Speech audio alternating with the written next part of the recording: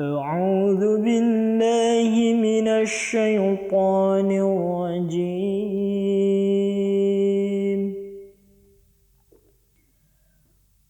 فمن خاف من موص جنفا أو إثما فأصلح بينهم فلا إثم عليه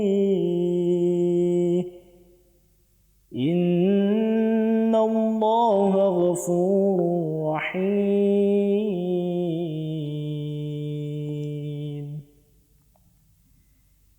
يا أيها الذين آمنوا كتب عليكم الصيام كما كتب على الذين من قبلكم لعلكم تتقون.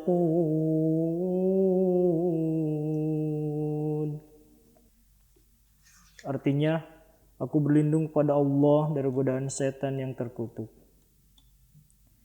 Tetapi barang siapa khawatir bahwa orang yang berwasiat akan berlaku berat sebelah atau berbuat dosa, lalu ia mengadakan perdamaian di antara mereka, maka tidak ada dosa atasnya. Sesungguhnya Allah Maha Pengampun, Maha Penyayang. Hai orang-orang yang beriman, diwajibkan atasmu berpuasa sebagaimana telah diwajibkan atas orang-orang sebelummu, supaya kamu terpelihara dari segala keburukan. Jazakallah. Wassalamualaikum warahmatullahi wabarakatuh. ऐ हुस्न के जादू मुझे दीवाना बना दे ऐ शम्मे रुख अपना.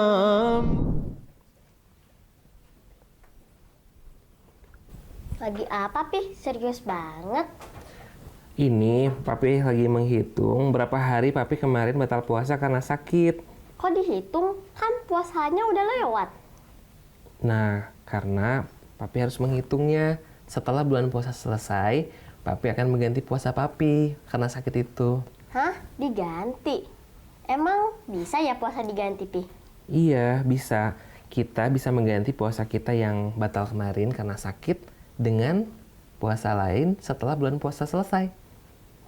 Digantinya pakai apa, Pi?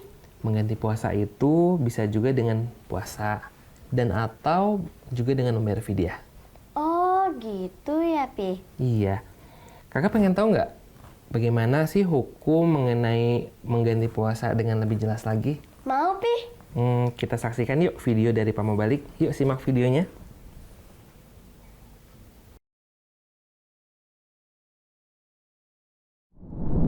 Bismillahirrahmanirrahim. Assalamualaikum warahmatullahi wabarakatuh. Pemirsa MTA yang dirahmati Allah Subhanahu wa taala. Saya Saifullah Mubarak Ahmad dalam beberapa menit ke depan akan menemani Anda di dalam program Keluarga Ramadan. Episode kali ini kita akan membahas tentang kajian fikih, yaitu berkaitan dengan beberapa hal tentang hukum dan tata cara mengqadha puasa. Dua pertanyaan besar dalam hal ini adalah siapa saja yang harus mengganti puasa dan siapa saja yang tidak boleh mengganti puasa atau tidak diizinkan untuk mengganti puasa.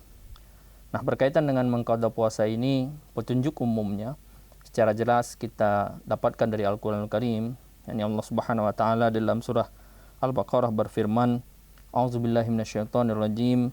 Ayyaman ma'dudat. Faman kana minkum maridan aw ala safarin fa'iddatun min ayyamin ukhra. Wa 'alal ladzina yutiqunahu fidyatun ta'amu miskin. Faman tatawwa'a khairan fahuwa khairul lah wa an tasumu khairul lakum." Artinya, hari-hari yang telah ditentukan bilangannya, maka barang siapa di antara kamu sakit atau dalam perjalanan, maka hendaknya berpuasa sebanyak itu pada hari-hari lain. Dan bagi mereka yang tidak sanggup berpuasa, membayar fidyah. Mereka memberi makan kepada seorang miskin. Dan barang siapa berbuat kebaikan dengan rela hati, maka hal itu lebih baik baginya, dan berpuasa itu lebih baik bagimu jika kamu mengetahui. Nah, sebelum masuk dalam pembahasan tentang hal-hal yang membuat puasa itu harus diganti atau diqadha, Saya akan menyampaikan terlebih dahulu bahwa puasa itu batal dengan dua faktor. Ada dua faktor, yakni faktor sengaja dan yang kedua faktor tidak disengaja. Nah, untuk yang membatalkan puasa dengan sengaja, maka orang yang seperti itu tidak boleh mengqadha puasanya, ya, dan tidak diizinkan mengganti puasanya. Ya. Yang bisa dilakukan hanyalah membayar kafarah dan kemudian ya bertobat. Sebagaimana di dalam hadis, ya, suatu peristiwa di zaman Rasulullah SAW yang diriwayatkan oleh Hazrat Abu Hurairah radhiyallahu ta'ala anhu. Beliau menyampaikan bahwa suatu kali kami sedang duduk-duduk dengan Rasulullah SAW, kemudian seorang pria datang, ya, seorang yang baru beriman, dia datang dan dia menyampaikan kepada Rasulullah SAW, "Ya Rasulullah, celakalah aku." Rasulullah SAW terkejut lalu bertanya, "Kenapa? Apa yang terjadi denganmu?" kata Rasulullah. Beliau, orang itu menjawab, "Wahai Rasulullah," katanya, "aku ini telah menyetubuhi istriku sementara aku sedang berpuasa." Kemudian Rasulullah SAW bertanya, "Apakah engkau memiliki seorang budak untuk dimerdekakan?" Dia menjawab, "Tidak." Kemudian Rasulullah SAW bertanya lagi, "Apakah engkau sanggup untuk berpuasa berturut-turut selama 2 bulan, selama 60 hari? Dia jawab, "Tidak." Kemudian yang ketiga, Rasulullah SAW bertanya lagi, "Apakah engkau sanggup memberi makan 60 orang miskin?" Dia jawab, "Tidak." Lalu Rasulullah SAW terdiam. Ya.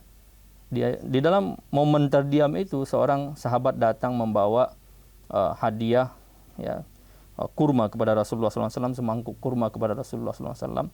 Kemudian Rasulullah SAW cari orang itu tadi, ya, dipanggil lagi oleh Rasulullah, "Mana orang yang tadi?" kata Rasulullah. Dan dihadir, "Ya, saya Rasulullah." Kemudian Rasulullah SAW memberikan kurma itu kepadanya, "Wahai fulan, ya, carilah orang miskin di Mekah ini, di Madinah ini, kemudian berikan kurma ini kepadanya sebagai sedekah darimu." Kemudian orang itu tadi menjawab, "Wahai Rasulullah, apakah kurma ini aku kasihkan kepada orang lain?" katanya. Ya, sementara di Mekah ini, di Madinah ini tidak ada yang lebih miskin dari keluargaku. Rasulullah SAW lantas tersenyum, ya, beliau tertawa sampai di dalam riwayat dikatakan bahwa beliau terlihat gigi taringnya. Ya, artinya sangat lucu ketika itu melihat seorang muslim yang sangat lugu, ya. Beliau sampaikan, "Ya sudah," kata Rasulullah SAW, "berikan kepada keluargamu." Ya. Jadi di zaman itu ada juga orang-orang muslim, ya, yang baru baiat ketika itu yang, ya, walaupun mereka melakukan kesalahan, melakukan pelanggaran, tetapi ada, ya, hal-hal yang membuat Rasulullah SAW juga tertawa. Artinya Rasulullah SAW sendiri juga toleransi. Ya, orang yang melakukan ini, kalau kita lihat dari riwayat ini, adalah orang yang memang belum paham, ya, memang belum tahu tentang ajaran Islam secara sepenuhnya ketika itu. Ya, tetapi untuk orang yang seperti itu pun kita ketahui dalam hadis ini, ya, bahwa ketika dia membatalkan puasa, sengaja membatalkan puasa, maka ada hukuman, yakni kafarah. Ya, kafarahnya tadi ada budak, ya, kalau tidak ada budak, kemudian puasa 60 hari berturut-turut atau 2 bulan berturut-turut. Kalau tidak bisa juga membeli 60 orang miskin makan, ya. Kemudian kalau tidak bisa juga, ya, maka berilah bersedekah. Kalau tidak pun bersedekah, di sini sampaikan berikan sedekah, ya, itu pun hadiah dari Rasulullah SAW, sedekah kepada, ya, keluarganya saja. Ya, nah, ini toleransi dalam Islam. Tetapi untuk orang yang mampu, ya, mampu berpuasa, mampu memberikan sedekah dan sebagainya, maka kafarahnya bagi mereka adalah itu. Nah, begitu juga orang yang, ya, tadi itu orang yang membatalkan puasanya, ya, di bulan Ramadan. Tetapi kalau orang yang tidak berpuasa secara sengaja di bulan Ramadan, dia tidak berpuasa, ya, tapi orang ini sudah berpuasa ini, tetapi dia membatalkan puasanya ketika Ramadan secara sengaja. Nah, itu ada kafarahnya. Tetapi kalau orang yang sama sekali tidak puasa, nah, itu tidak ada kafarahnya. Dia hanya boleh bertobat kepada Allah Subhanahu wa taala. Ya. Kemudian jenis kedua orang yang tidak perlu mengganti puasa adalah orang yang sakit menahun dan orang yang tua renta. Ya, orang yang tua renta ini kan yang sakit menahun, terus-terus dia sakit, setelah Ramadan pun dia akan sakit. Ya, dia tidak akan bisa mengganti puasa. Nah, dalam Al-Qur'an Al-Karim disampaikan, walallazina yutiqunahu fidyatun ta'amu miskin. Nah, untuk orang-orang yang sulit, ya, mereka, ya, kesulitan untuk melaksanakan puasa baik di dalam bulan Ramadan maupun setelah bulan Ramadan pun dia tidak bisa, seperti orang sakit dan sakit menahun dan orang yang tua renta itu tadi, maka dia cukup dengan membayar fidyah. Tentang fidyah ini kita akan bahas di lain waktu secara detail, ya. Kemudian kita masuk pada pembahasan orang yang boleh mengganti puasa. Yani orang yang membatalkan puasa dikarenakan ada perintah dari Allah Subhanahu wa taala, ada rukhsah dari Allah Subhanahu wa taala, ada kemudahan dari Allah Subhanahu wa taala. Nah, ini perintah dari syariat. Berkaitan dengan ini sebagaimana ayat yang saya sampaikan di awal tadi, bahwa Allah Subhanahu wa taala berfirman, ayyaman ma'dudat faman kana minkum maridan aw ala safarin fa'iddatum min ayyamin ukhra. Ya. Jadi bagi orang-orang yang sakit dan orang-orang yang safar, fa'iddatum min ayyamin ukhra. Mereka mengganti puasanya di hari-hari lain selain bulan Ramadan, setelah bulan Ramadan. Nah, ini ayat ini ya sangat jelas ya menjelaskan bahwa ada beberapa keadaan yang kemudian membuat orang tidak boleh berpuasa. Artinya ada rukhsah dari Allah Subhanahu wa taala yang harus diamalkan. Nah, di sini timbul pertanyaan, apakah rukhsah ya harus diamalkan? Apakah kemudahan yang diberikan Allah Subhanahu wa taala ini harus diamalkan? Ada sebagian orang beranggapan, ya saya ini kan masih kuat, rukhsah itu tidak perlu diamalkan katanya. Ya, itu bagi orang-orang yang mau saja. Ya, katanya ada beberapa waktu lalu ada seorang, ya saya baca itu ada seorang ulama, katanya dia sakit di rumah sakit, terbaring di rumah sakit, koma di rumah sakit, kemudian sadar, dan dia katakan bahwa di bulan Ramadan itu saya masih sanggup berpuasa. Nah, ini kan konyol, ya, bahwa dia merasa kekuatan dia itu yang akan memberikan najat kepada dia, ya. Seolah-olah ya dia lebih tahu daripada Allah Subhanahu wa taala tentang syariat. Kita tahu kan bahwa syariat Islam ini kan Allah Subhanahu wa taala turunkan. Allah taala katakan jangan puasa, ya jangan puasa. Allah taala katakan jangan sholat, ya jangan sholat. Karena Islam ini berlandaskan kepada itaat. Ya, najat atau keridhaan Allah Subhanahu wa taala itu baru kita bisa dapatkan ketika kita mengamalkan setiap perintah dan larangan Allah Subhanahu wa taala. Dan dalam hal ini, ya rukhsah yang diberikan Allah taala, kalau kamu dalam keadaan sakit atau kamu dalam keadaan safar, maka jangan berpuasa. Nah, ini juga harus diamalkan sekalipun itu rukhsah, sekalipun kita merasa oh saya masih kuat. Kalau sekalipun kita merasa bahwa oh safar ini masih pendek dan sebagainya. Nah, ini jangan sampai kita seolah-olah nauzubillah kita menjadi merasa lebih tahu daripada Allah Subhanahu wa taala. Karena sekali lagi najat itu tidak kita dapatkan melalui amalan kita saja, tetapi melalui keridhaan Allah Subhanahu wa taala. Dan lebih daripada itu kita tahu bahwa ganjaran puasa ini kan Allah Subhanahu wa taala sendiri. Jadi kalau kita ingin mendapatkan Allah Subhanahu wa taala itu, maka kita harus patuhi Allah taala itu sendiri. Allah taala suruh berhenti, kita berhenti. Allah taala suruh kita berjalan. Nah, berkaitan dengan ini, Hazrat Aqdas Masih Maud alaihi salatu wassalam, Imam Mahdi dan Masih Maud akhirul zaman yang dijanjikan kedatangannya oleh Allah Subhanahu wa taala dan Rasulullah sallallahu alaihi wasallam, beliau bersabda, orang yang berpuasa dalam bulan Ramadan dalam keadaan sakit dan safar, maka dia tidak mematuhi perintah jelas Allah Subhanahu wa taala. Allah taala dengan jelas berfirman bahwa orang yang sakit dan musafir jangan berpuasa. Orang sakit berpuasa setelah sembuh dan musafir berpuasa setelah safarnya selesai. Hendaknya perintah Allah taala ini diamalkan karena najat itu, karena keselamatan itu diperoleh dengan karunia Allah taala, dan tidak ada yang mendapatkan najat dengan memperlihatkan kekuatan dalam beramal. Allah taala tidak berfirman bahwa sakit ringan atau berat, safar pendek atau panjang, bahkan hukumnya umum dan itu harus diamalkan. Orang yang sakit dan musafir jika berpuasa maka kepadanya jatuh fatwa pelanggaran perintah Allah taala. Ini jelas ya sekali. Imam Mahdi alaihi salatu wassalam, Masih Maud alaihi salatu wassalam menjelaskan berkaitan dengan ini. Lantas timbul di sini pertanyaan, siapa sih yang disebut ya musafir, yang dikatakan musafir dalam hal berpuasa khususnya? Ya, karena musafir dalam hal puasa ya dari segi puasa dan dari segi salat ini agak berbeda. Nah, berkaitan dengan ini, Hazrat Aqdas Masih Maud alaihi salatu wassalam menjelaskan bahwa safar itu ya secara umum ini safar ini adalah suatu perjalanan yang tidak rutin, yang dilakukan hanya sekali-kali saja untuk suatu keperluan tertentu. Jadi bukan rutin, misalnya pedagang asongan tuh, misalnya kan dia kemana-mana itu berdagang. Nah, itu setiap hari dia, ya nggak mungkin dia musafir tuh setiap hari. Atau supir truk Sumatera Jawa itu di jalannya dia terus, masa seumur hidupnya jadi dia musafir kan? Jamak kosor terus sholatnya. Nah, mungkin dia nggak puasa terus, ya kan? Nah, orang-orang yang memang sudah rutinitas dan memang sudah profesinya perjalanan itu, maka dia tidak termasuk musafir. Ini yang harus dicamkan terlebih dahulu. Nah, dalam fikih Ahmadiyah ya, yang bersumber kepada Al-Qur'an, sunnah, hadis, dijelaskan berkaitan dengan kategori safar dalam hal puasa ini. Ya, Khalifah Ahmadiyah yang kedua, Hazrat Muslih Maud anhu menjelaskan, dan di sini saya sampaikan ringkasannya, bahwa apa saja sih ketentuan safar, ya, ketentuan perjalanan musafir, ya, yang orang yang bisa disebut musafir dan di segi puasa sehingga dia tidak boleh berpuasa. Nah, yang pertama, ya, di sini sampaikan jika safar sedang berlangsung, baik berjalan kaki atau berkendaraan, dan perjalanannya terus menerus, maka jangan berpuasa, karena dalam keadaan ini meninggalkan puasa adalah keharusan. Jadi kalau safarnya berlangsung nih, terus menerus kita misalnya ke Bandung atau kemanapun, ya, kita survei, ya, misalnya ke Bogor, survei istimak dan sebagainya. Saya pernah survei istimak ke Bogor, seharian tuh jalan, seharian, walaupun ke Bogor, tapi kan seharian jalan terus, ya, sehingga kita tidak boleh berpuasa. Nah, ini, ya, hukumnya adalah meninggalkan puasa adalah keharusan. Itu.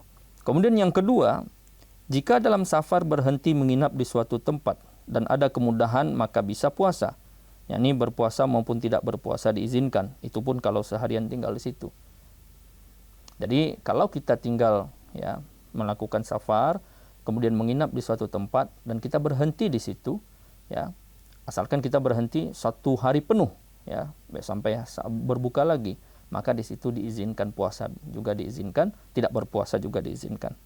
Kemudian yang ketiga, jika safar dimulai setelah makan sahur dan berakhir sampai sebelum berbuka, artinya kita sudah kembali ke rumah sebelum berbuka, ya, bukan ke tempat tujuan, tetapi kembali ke rumah, ya, safar berakhir sampai sampai sebelum berbuka, maka itu bukan safar dalam hal berpuasa.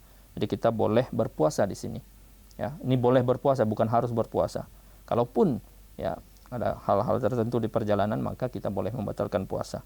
Nah, menurut Hazrat Khalifatul Masih yang kedua, ya, ini bukan safar dalam hal puasa.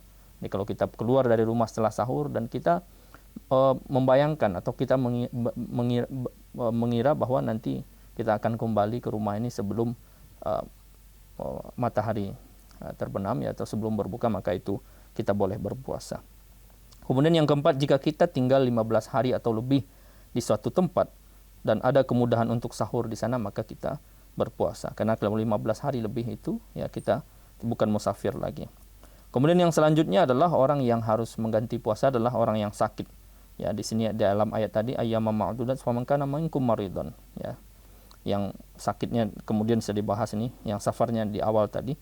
Ya, nah, di sini orang yang sakit ini ada dua juga, orang yang sakit menahun, ada yang sakit yang dia hanya sakit ketika puasa saja. Kalau sakit menahun sudah jelas bahwa dia membayar fidyah, tidak perlu mengganti puasa.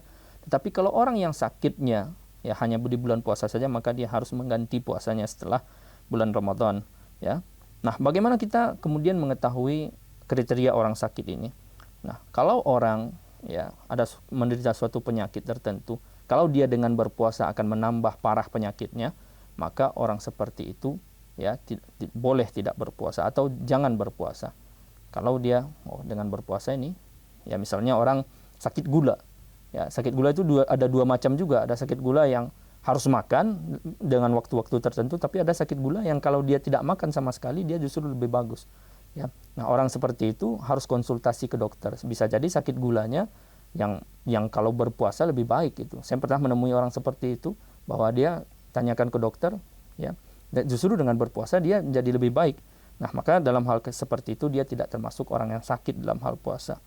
Ya, atau orang yang pilek ini juga macam-macam. Ya, orang yang pilek, ada orang yang harus dehidrasi, kan, harus minum banyak-banyak, harus makan obat terus-menerus. Nah, ini walaupun hanya pilek itu termasuk sakit berpuasa. Tetapi ada juga jangan karena sakit-sakit sedikit aja, batuk sedikit, pilek sedikit, lalu nggak berpuasa, wah sakit saya ini. Nggak seperti itu juga.